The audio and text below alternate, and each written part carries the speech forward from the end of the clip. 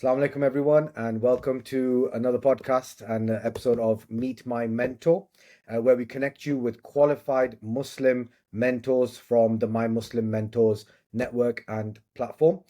Today, alhamdulillah, I'm joined by Coach Wajid, a transformational and insight coach who helps Muslims overcome self doubt, build confidence, and move forward in life with purpose. Assalamu alaikum, Coach Wajid. Walaikum salam wa rahmatullahi wa barakatuh, Hassan, and a pleasure and a delight to be here. Alhamdulillah. Welcome to the podcast, and it's a pleasure to have you as well. Coach Wajid, I'll hand it over to you to tell the people a little bit about yourself and your journey, maybe as well into coming into coaching and what type of coaching you do. Yeah, so I think the thing with coaching is, for me, my personal journey, it was kind of instinctive. I did my first training as a coach back in 2005. And that was when it wasn't trendy. It was very much like, oh, it's an American thing. But Alhamdulillah, like I did it then, and I've been continuously developing, learning. I'm redoing my NLP certification at the moment. I did one a little while Amazing. ago. Nice. Yeah, I'm redoing it, so it's up to spec, up to standard. And I think one of the things is, especially as a coach, you're just constantly learning and trying to understand. And I think anybody who loves and is passionate about anything that they do will do that anyway. It doesn't matter which field you're in. So yeah, I got into it around about 2005. I've worked across a whole host of different industries, and what that's really allowed me to do is to understand the needs of people, to understand how to communicate, connect, and talk. Especially, so some of the work I've done is within the prison service, within the probation service, working with kids at risk of offending. I've worked with professionals. I've worked in all sorts of levels of different things, and it's been a pleasure and a privilege to see kind of how people come through. I come from an engineering background originally. I did an engineering degree in last century, but the one thing that happens with an engineering mindset is, yeah, there's systems and processes that people think about, but actually the main thing an engineer does is it's about problem solving. And I think a lot of coaching comes down to those two key things that everybody needs. One is you want to get somewhere, and you need to either move doubt or unblock things and get you to where you need to be. And the other thing is there's a problem. You got a problem in front of you. How do you overcome that? And those are the two real things that a coach does, whether it's through sort of the physical training stuff, as a qualified personal coach, as a personal trainer, as well as this transformation coaching that I do. It's always about one of those two things. Okay. Okay, mashallah. And if you don't mind me asking, what inspired you to do your coaching qualification, like subhanAllah, almost over 20 years ago now? Yeah, I think it's just an innate thing that I felt within me. People around me were like, dude, you should really like think about how you're helping and supporting people. You could make this a lot better. And for me, it was then, like I said, the engineering mindset was, how do you formalize this? How do you create a system where you can consistently deliver for people? How can I consistently connect with individuals and understand them? And it's not so much of like a step-by-step process, but it's a framework that you start to develop and understand. And I think that's where I kind of got into it. And the more I've understood it, I think it's a very valuable way of giving back, right? Of Yes. being able to assist another human being, another individual to unlock, to unravel, and to realize their full and true potential in there, inshallah, and to be able to get them from, like I say, whether they're unblocking something, whether they've got a problem with something, or whether they just need to get into that right space, that to support them through that, inshallah. It's a very fulfilling and a beautiful thing to be able to do for another human being. No, absolutely. And you know what? Just maybe the audience might want to know or don't know this already, but alhamdulillah, I've known Coach Wajid since I was a teenager. I'm from Newcastle, he's from Newcastle. Currently, we're sitting 3,000 kilometers or miles away from each other. But alhamdulillah, we've been connected since I was very young. And I must say, like, I've always seen that side of you, Coach Wajid. You've always been a great mentor. You were a mentor to me. You're still a mentor to me now. And you know what you said about helping others, and that's a great service.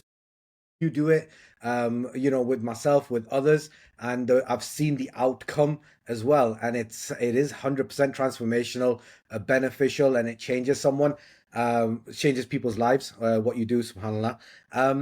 So I want to kind of get straight into it, inshallah, Coach Wajid. How do you help someone who feels stuck in life, like they just don't know whether they're coming or going? Yeah, I think that's a massive question, and it sort of depends on who the person is that's sitting in front of me. So I'll give you a recent scenario. I had one of my clients that I was recently working with, uh, a non-Muslim lady, and she was in sort of a professional environment and wanted to get to where she needed to be in the sense of what does she do with her life. And what usually happens is the reason why people come to these kind of scenarios is they've arrived somewhere where their identity is being challenged, right? So you might be in a place where, this is this is your career path, this is what you should be doing, Yeah, right? Or this is your role, right? Whether that's to do with your gender, whether it's to do with where you live culturally, wherever it might come from, that you've been given these certain levels of identity. But when there are, I suppose there's two types of human beings that are there, right? There are those who will have ambitions, aspirations, and dreams and will do nothing about them, right? And then there are those who they can't help it, right? It's like burning embers inside, right? There's light smoke. All it takes is a bit of kindling and they're off. And it's those sort of people that get that frustration. They start to feel a bit disconnected. They're not feeling fully present in kind of their day to day stuff. And what they really need is that kind of conversation to unravel that. What's the real frustration? Where's it coming from?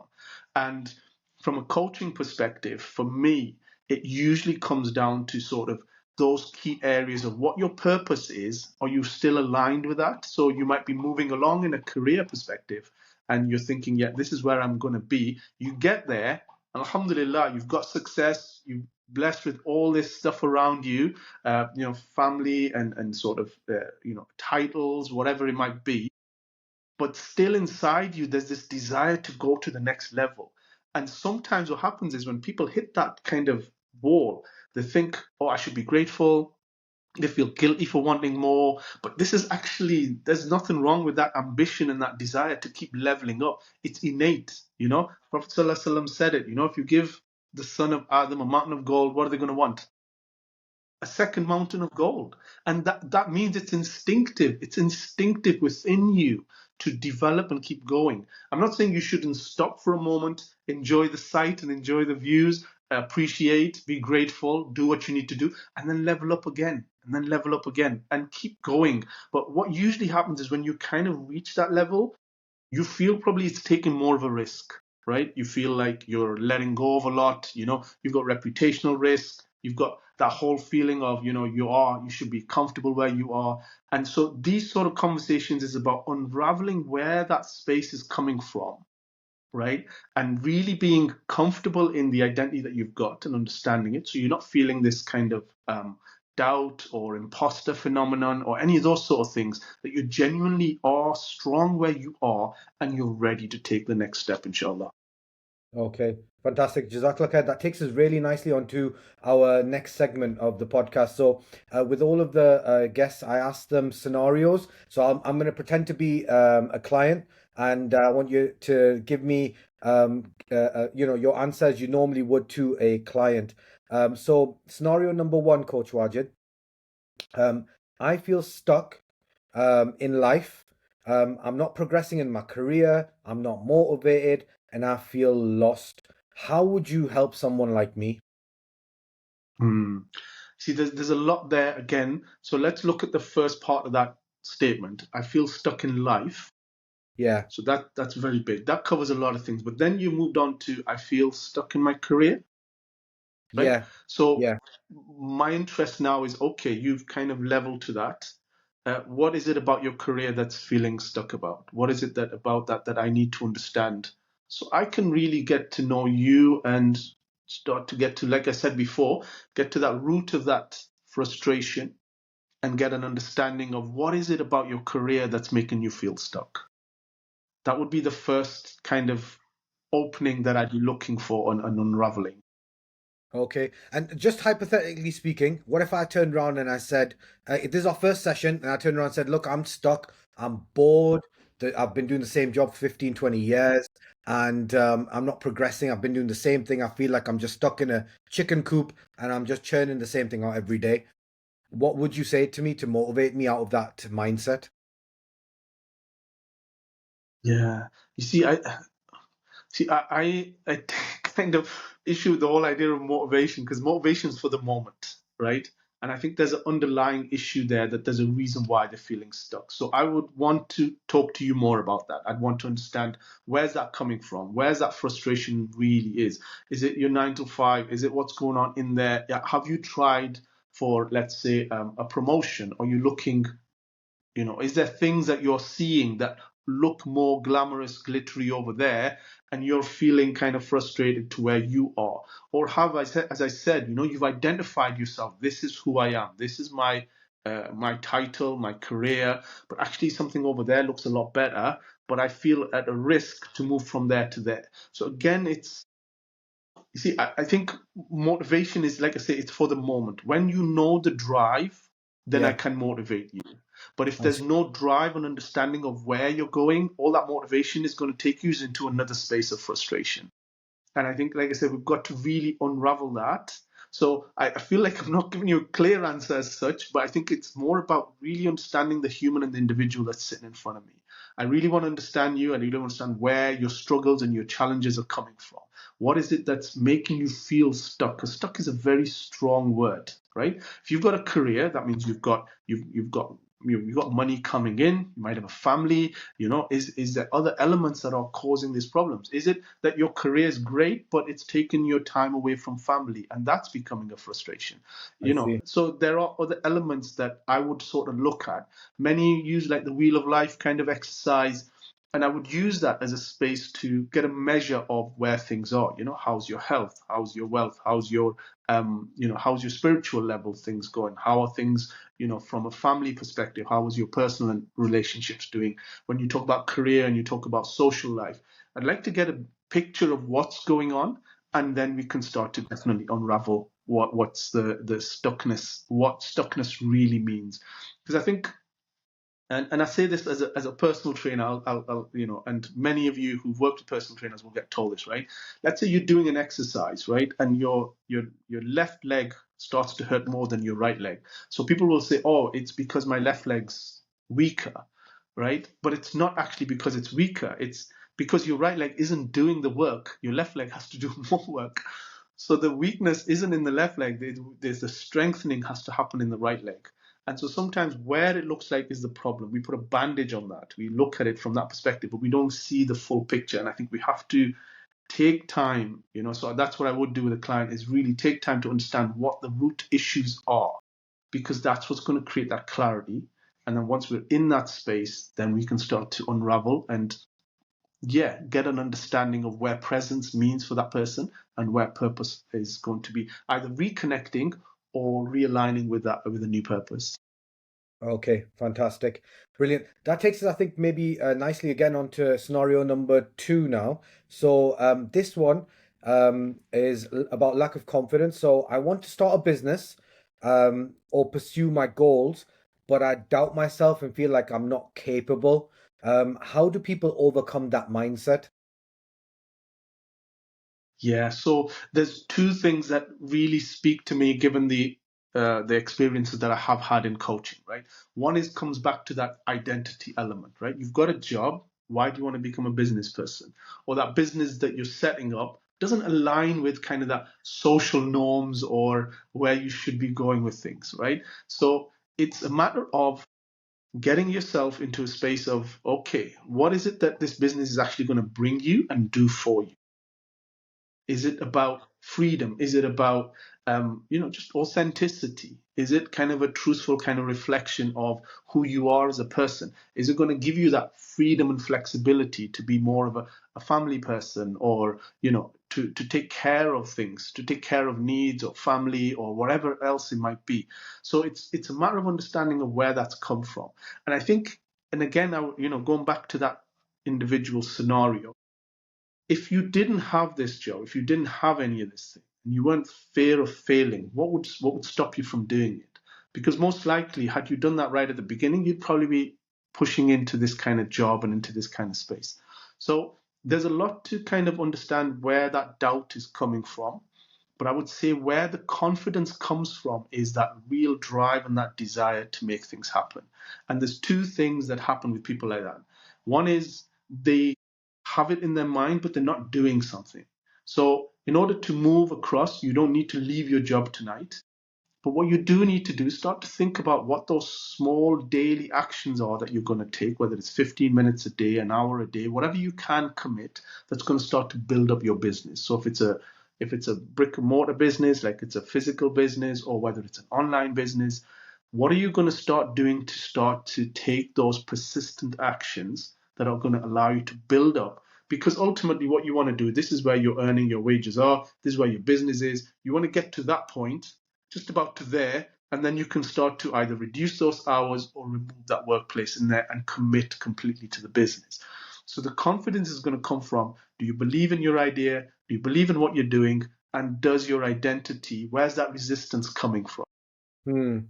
So, with regards to the resistance and identity, um, you know, well, you know that I've started my own business before prior to my Muslim mentors, and it was a burger joint, for example. I'd never done it before and things like that, and there was always something there that, not always, but there was some thoughts, negative thoughts came into my mind when I was doing it. Was that I don't know how to make burgers. I've never done this before. I've never had a business before, brick and mortar. Like, I've never, it's not even a part of my family business. My dad wasn't doing that in front of me and things like this. So like it was almost like an imposter syndrome. So like when I did set it up and I kind of turned up in front of all these other businesses in the street, sometimes I felt like I don't belong here, you know what I mean?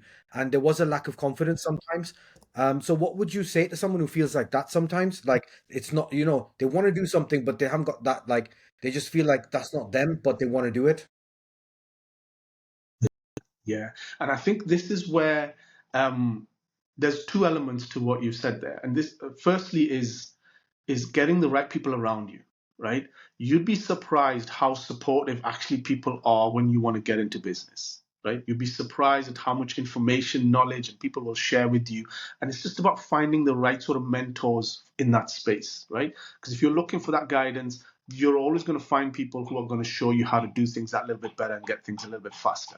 Because ultimately, I think some of the mistakes we make is that kind of Hollywoodized approach to things, right? That if I run at this and it's going to be a great happy ending and I'm going to become successful and massively happy for the rest for forever after.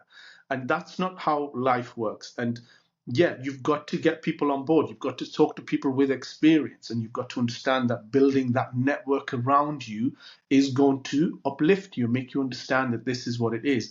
And here's the other thing: everybody else who's there started from where you've just started from right now as well. Now, yeah, they might have had family and friends and businesses around them, but either way, something's in them, driven them to make that first step and that first decision, right? And having eaten at your burger joint, mashallah, it was amazing. The milkshakes were amazing and the burgers were amazing. So, but again, that's from the front end. From the back end, I don't know what the owner's going through and all the rest of it. But again, coming back to what you said there, there's still something that drove you to do that, and that's the drive that I'm talking about. Is when somebody has that drive, then it's about, okay, how do we unravel it so you're proactively moving in a direction which is going to get you from A to B faster. And that's, I Yeah, suppose, that's the coach, right? yeah, That's what a coach does, whether exactly. you look at it from a physical training or from a mindset perspective. It's about getting you faster from where you are to where you need to be, whether it's solving a problem or unblocking you from certain things. It's that space that is so powerful, but it comes from the individual having that drive, because you can't coach everyone, right?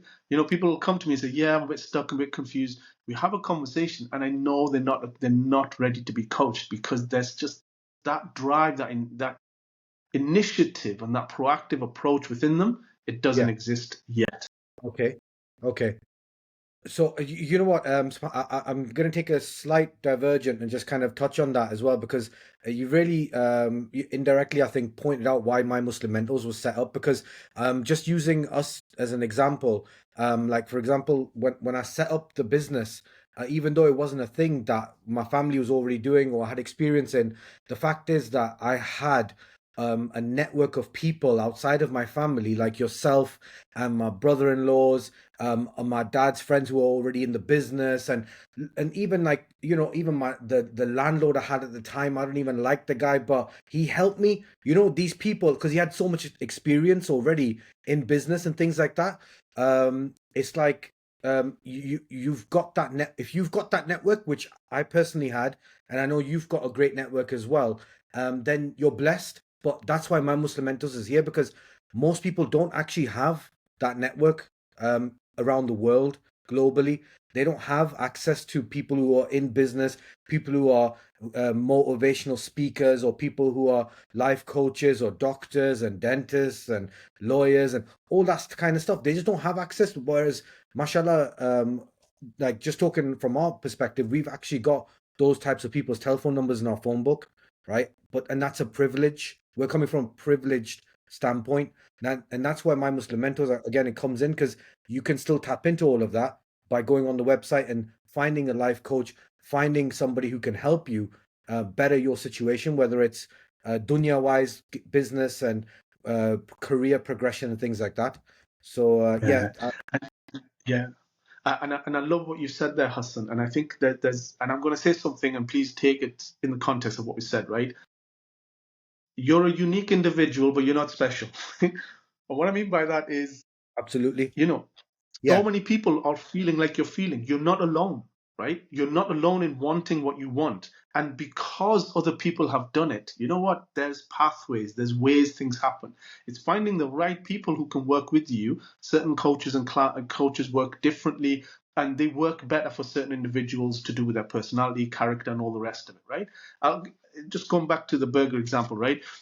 You didn't make one type of burger and you didn't have one type of sauce, right? Somebody come in, a bit of this, a bit of that. Everybody wants it made their own way, but eventually it's still a burger on the plate, right? So it's that idea of, if anybody else is listening right now, this network has been created to support you and to remind you, you're not on your own. These problems exist because we're human, right? Instinctively, this is within our nature. It's within the way we have been created to want to just strive to put ourselves in the right sort of way. That internal leadership that starts to come out, that internal want and need for something bigger and greater than yourself, to strive for it and to work for it.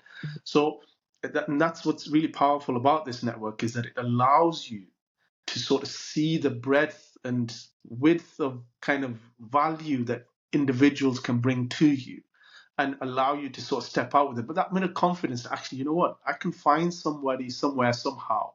If we talk about the first time I did this, right? The internet was just sort of starting. YouTube was probably just about starting. Do you know what I mean? All of these things were not around. These social platforms were non-existent in the way they are today. And today you have so much way of connecting, yet ironically, we feel so much more isolated because of it.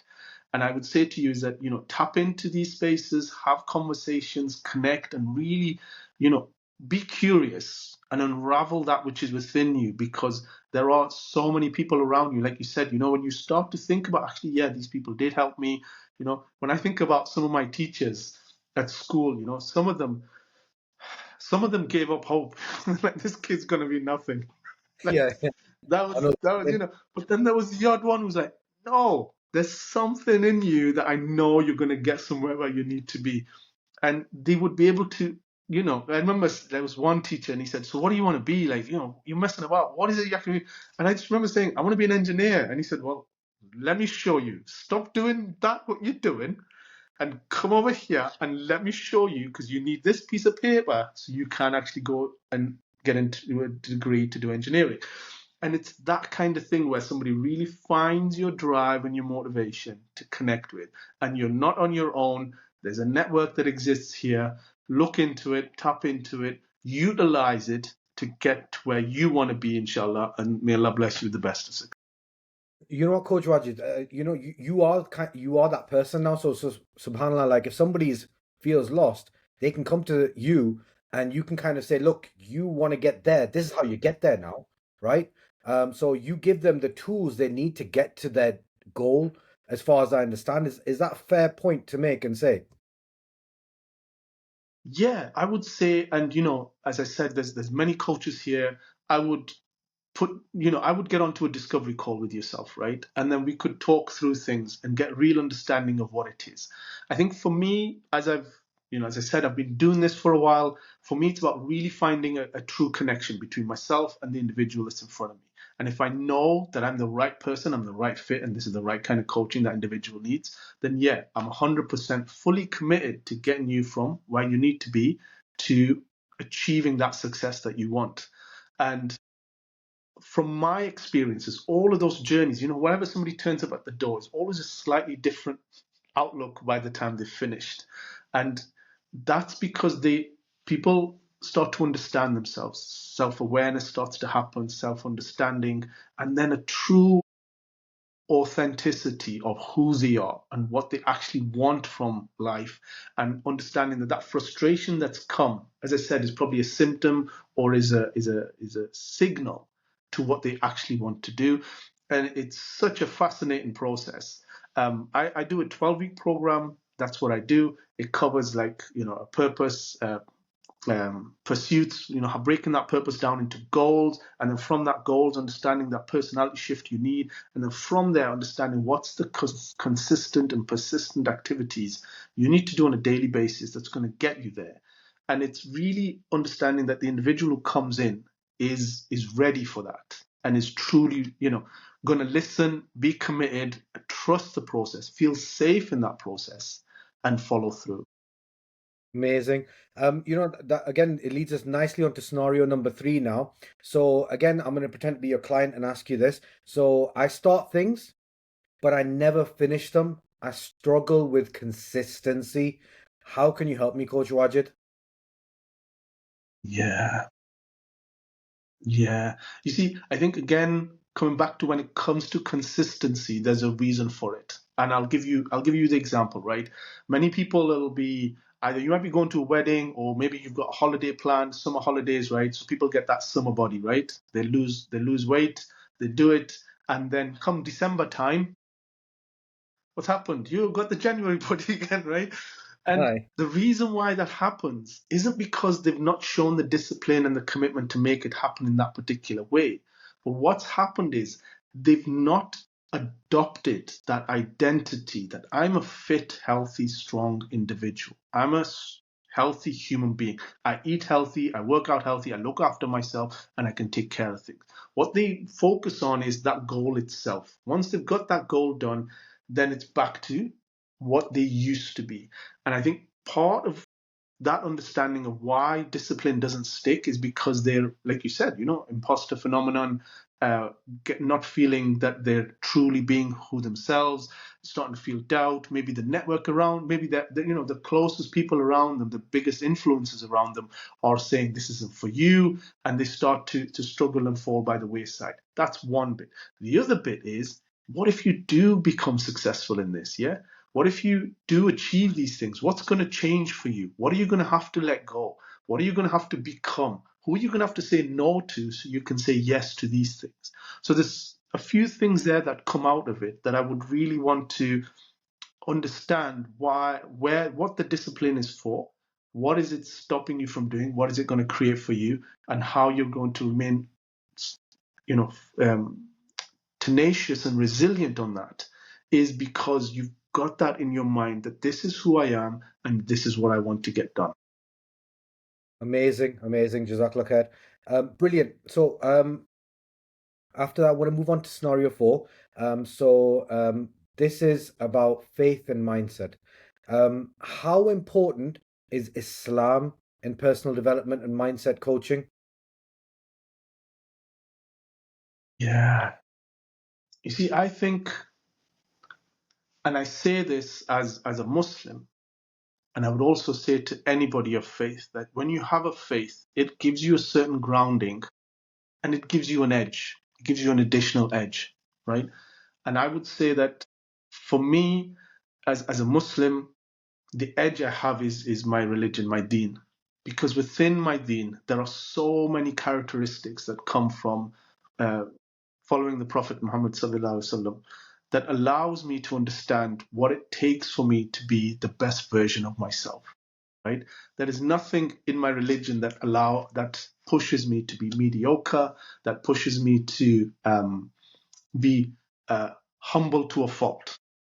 All right, and to not strive and to not achieve things. When you look at the companions, many of them were immensely successful in their trades, in their businesses, in their relationships, all of those sort of things. So this isn't something that's new, and it's something that's very clear in there. So as I mentioned, right, we are always going to have that drive, right?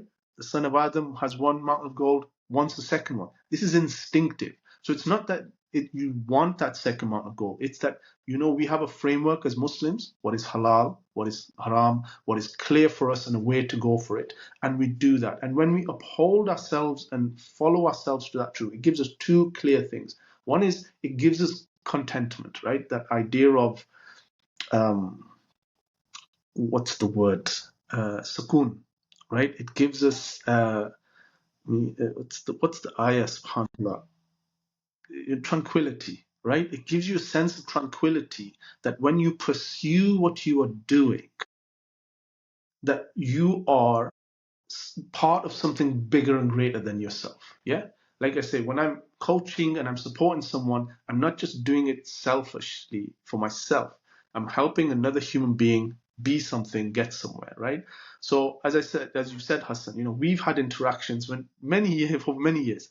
Whatever little benefit that has continued to have for you is my sadaqah jariyah as well, inshallah, right? And so there's all of these facets and elements. But what I would say is there's a couple of things that I do within my coaching space. So I always get people to write.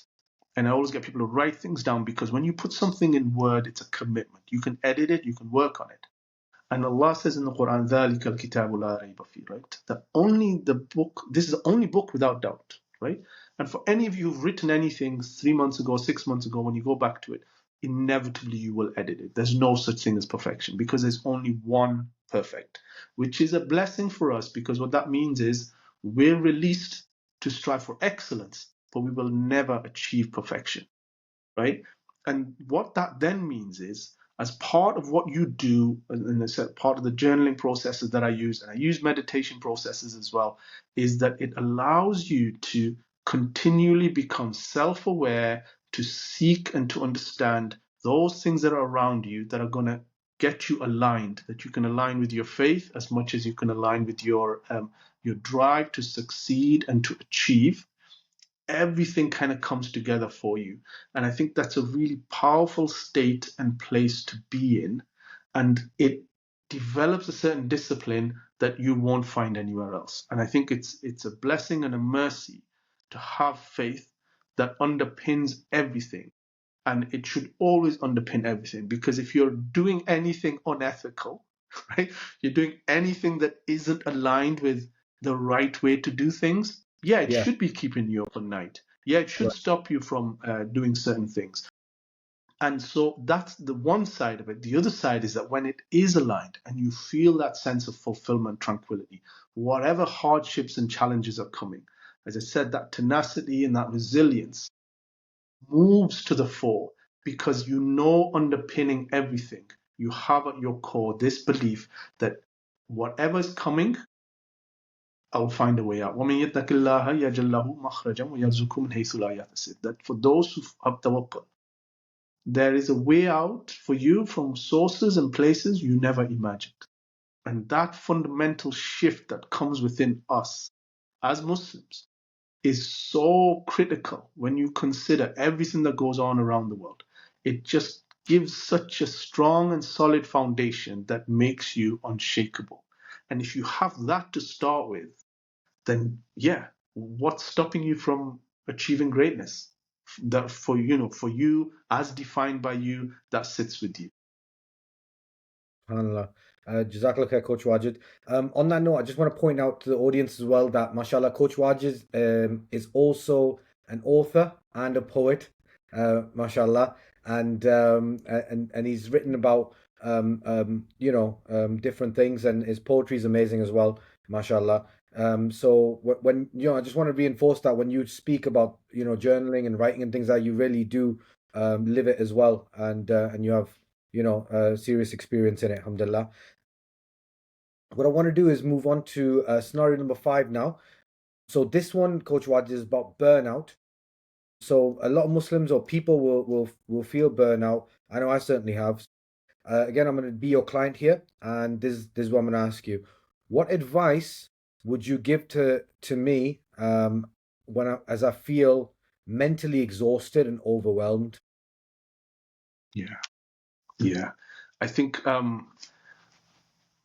if I may, Hassan, then just expand a little bit of how I'm going to answer this, because I've been through it myself, as you know. So and just for maybe we have discussed it, and for yourself and for our listeners, as I said, many of us, we go through life experiences and we don't do it on our own. So in up till sort of lockdown happened across the world, I was a qualified personal trainer, coach. I was getting my first poetry collection published. I was facilitating workshops. I do all sorts of weird and wonderful things that really I got a lot of fulfillment and joy out of. And then in 2021, in May 2021, I caught COVID and it wiped me out. I'm blessed to say that for the 4 weeks that I don't remember anything, I was at home. I didn't need to go to hospital. I was struggling to breathe. I was struggling to move. And like I say, the 4 weeks that I had the COVID, it was like a blur. Like I didn't know whether it was Isha time or Fajr time or Zohar time. None of those things. It was just like a haze that happened. And I woke up and it's like, oh, it's June. And that's genuinely how it felt. And the impact of that, though, wasn't so much that I'd lost some physical strength. I know how to rebuild myself. I've got that knowledge and so on and so forth. What really affected me was the ability to be able to read again and to write again. And these things were massively part of my identity, right? Like we've discussed before.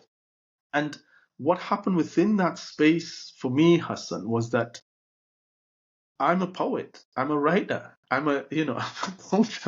So this is like, not only is it part of my identity, it's part of what I do that fulfills my identity. So what was a real challenge for me was, sincerely, can I use my own system? Can I use my own way of coaching to support myself to get to where I need to be?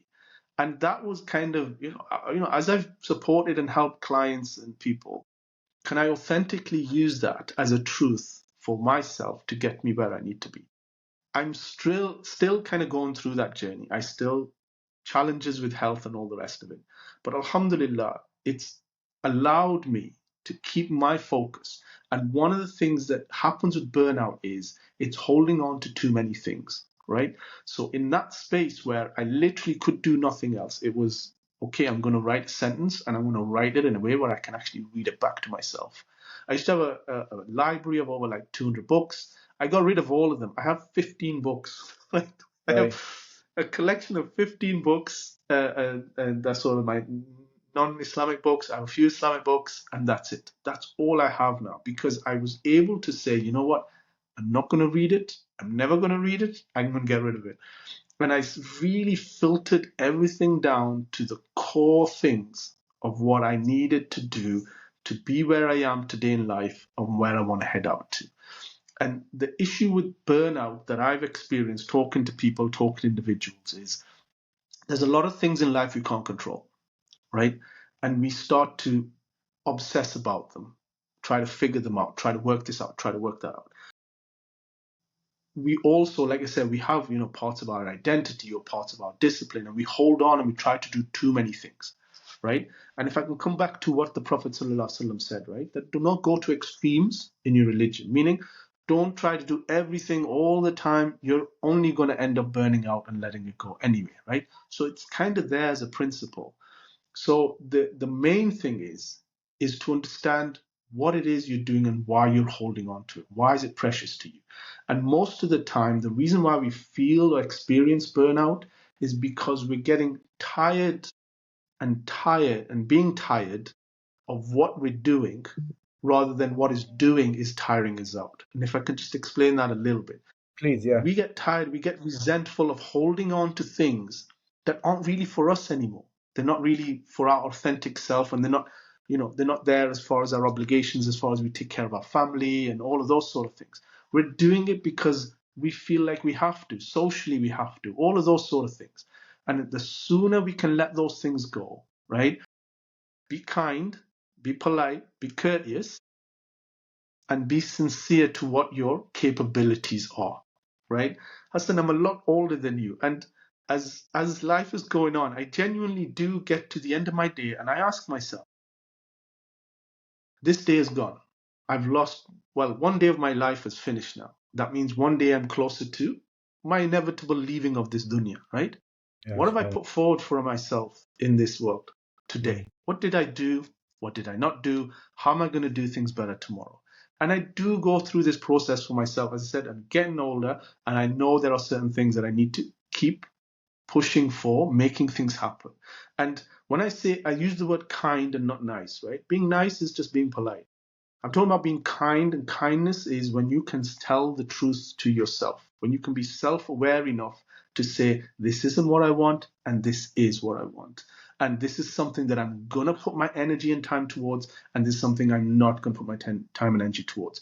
And when you start to unravel those things, you will see the things that are causing that effect and the burnout, and you will start to see those things, because there's things that I'll do that can keep me up till 3, 4 o'clock in the morning simply because they empower me, they energize me.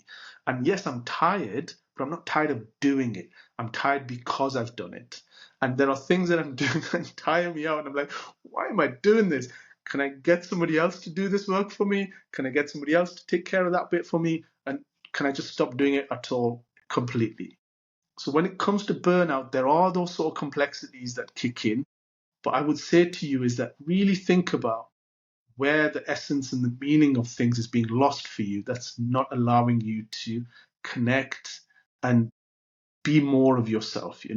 I do have a wellness program that I'll be sharing soon, and that covers some of these sort of things about how do you use different facets of your life to enrich and nurture you within the workspace, outside of the workspace, that allows you to become more of who you are authentically.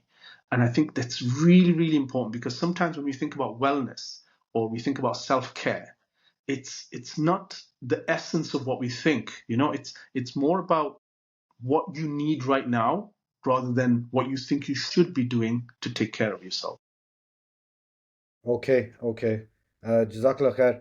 Um, you Sorry, know bro, what? did I go on a bit there? No, no, no, no. You got me thinking, subhanAllah, just about burnout, and I felt like I think I've felt it a couple of times as well. When it's just everything just got too much, and it's really helpful what you've just said is it's good to kind of declutter maybe and streamline and just kind of pick things up again, one thing at a time.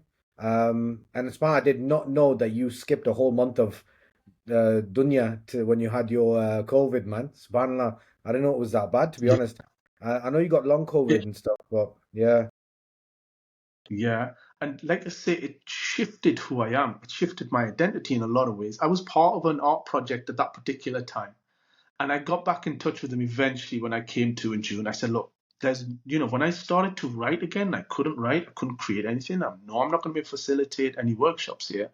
I got in touch with this art group and said, look, I'm not going to be able to deliver on this. Can I pay you back for what you've already paid me? Because they paid me to complete some work, and they were absolutely brilliant, And the lady who runs it, she's a dear friend, Cherie, and she said, "Look, I've got you covered," and she supported me through that process, and that still allowed me to continue to do that.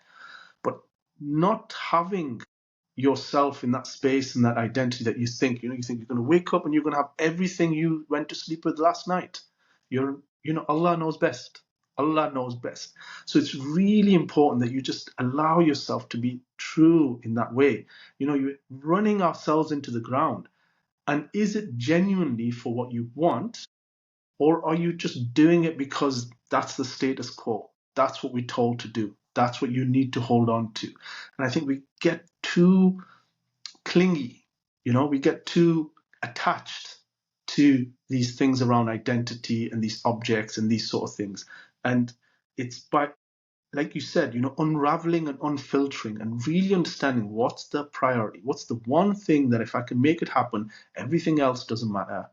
Then you start to really take ownership of who you are, where your time is going, and what value you're creating for your life and for those you love. Amazing. Okay, fantastic. Coach Wajid, we're going to move on to the quickfire round now. So I'm going to ask you about 4 questions, and I want you to give me quick, concise answers for the audience, inshallah. Okay, question number 1. Biggest mistake people make with self-development? I think I would say there's people out there who can help you, support you, get you what you need to be. You're not the first person to do this. Reach out, find out, and don't doubt yourself. Okay, brilliant. Question number 2. One habit that changes someone's life? Consistency. And it's the small things you do that are every single day. So like we have our salah, right? That allows you to put things in certain place. In the same way you have your salah, you can discipline your diet, your exercise, your sleep patterns. And by just doing those 4 things clearly, I assure you your whole life will start to settle and create a balance that you can fit things in that will be absolutely Fantastic. Question number 3. One mindset shift everyone needs? Yeah, I think come back to that verse, وَمَن يَتَّقِ اللَّهَ يَجْعَل لَهُ مَخْرَجًا وَيَرْزُقْهُ مِنْ حَيْثُ لَا يَحْتَسِبُ, right? That when you have tawakkul, Allah will make a way out for you from sources and places you never imagined. So let your mind open up to that, like literally open up to that. No restrictions. What if tomorrow, this amount of stuff came in, or this amount of clients, or this amount of business, or this amount of like this value in my relationships came in? There's nothing stopping from having it overnight. Allah is Al-Ghafur Ar-Rahim, right? And He is Zul Jalali wal Ikram. You think this running this planet's something hard? Look at the size of this universe, right? So just have tawakkul, and that means doing what you're supposed to and what you need to do. And again, that comes down to those disciplines and those persistence actions. Then I assure you, inshallah ta'ala, your contentment, your sukoon, and your drive will become all in the right direction. Last question number 4. One piece of Islamic advice that improves discipline? Yeah. So I'll come back to the other verse, ذَلِكَ الْكِتَابُ لَا رَيْبَ فِيهِ, right? And as a writer, I love that verse because it very clearly states for me that nothing is going to be perfect. Everything I write is not going to be perfect. So what am I waiting for? Write it out, do the edits, do the fixes, do the changes, take the action, start to edit. They call it fail fast, right? What that means is do the little things, understand, learn, understand, learn, understand, learn, and keep leveling up. And that's how you're going to get there. And you'll get there a lot quicker. And one of the things you'll also say to yourself is when you're there, you'll ask yourself, why didn't I start sooner? Why didn't I crack on with this before? And it's literally that perfection is not for human beings. Excellence is. So strive hard for excellence. And the more you learn, the more excellent you become. Amazing.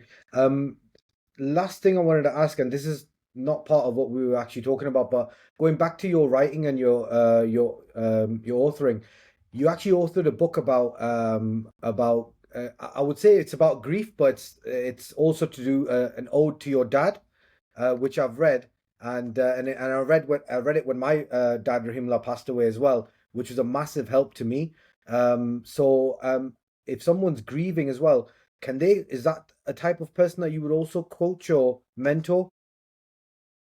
So what I've done, Hassan, and Jazakallah khair for bringing this up. And I suppose it's like, we're all humans, right? We all have loved ones, and one of the ways that I dealt with that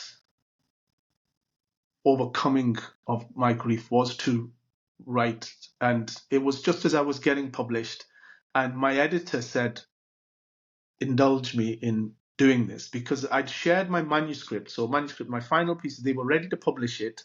And I shared it with another poet friend, and he turned on me, says, if you read between the lines, Wajid, these poems are all about your dad. It's kind of a letter to your dad. A love letter to your dad is how he said it.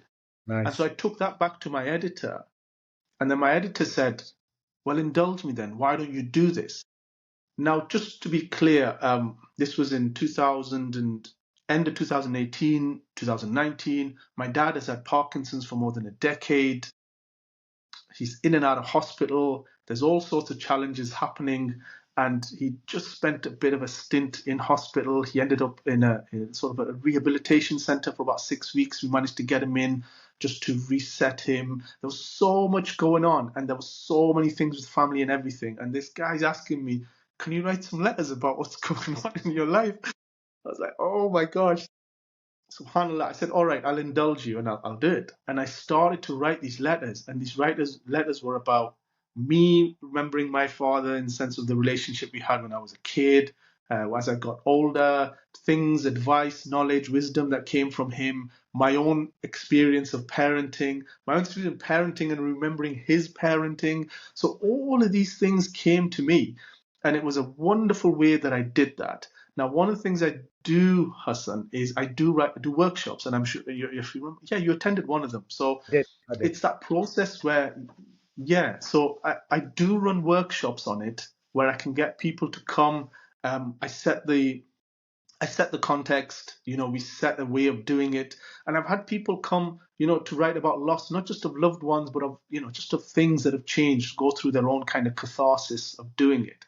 And yeah, I've always found letter writing really powerful. I use it in my coaching, but yeah, I do run workshops on it, and it just allows people, nobody leaves the room without crying, right?